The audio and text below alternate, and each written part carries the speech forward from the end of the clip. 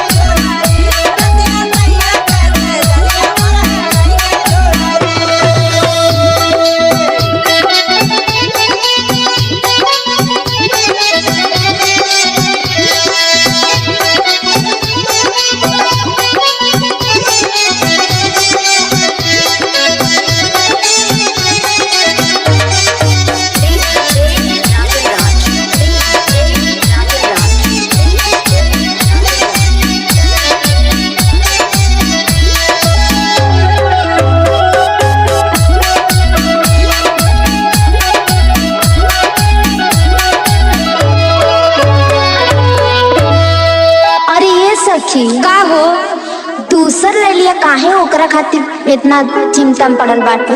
अरे ये सखी वैसा ना मिली हो। सुना। सुनावा।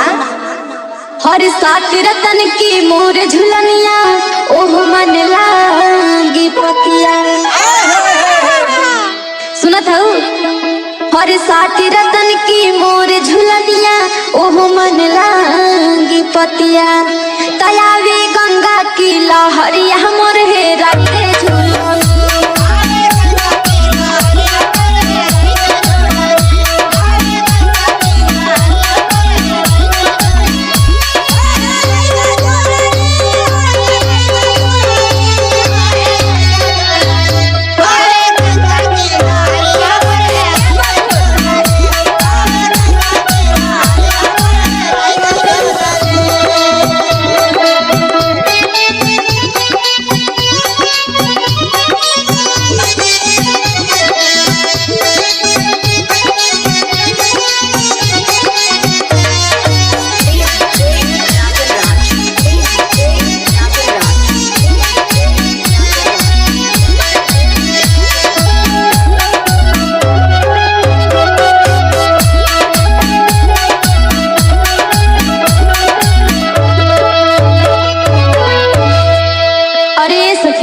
का हो और सुना। सुनावा।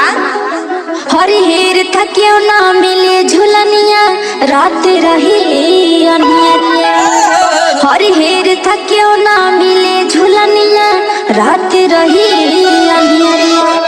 तब सैया से कहूँ खबरिया हमर हेरा के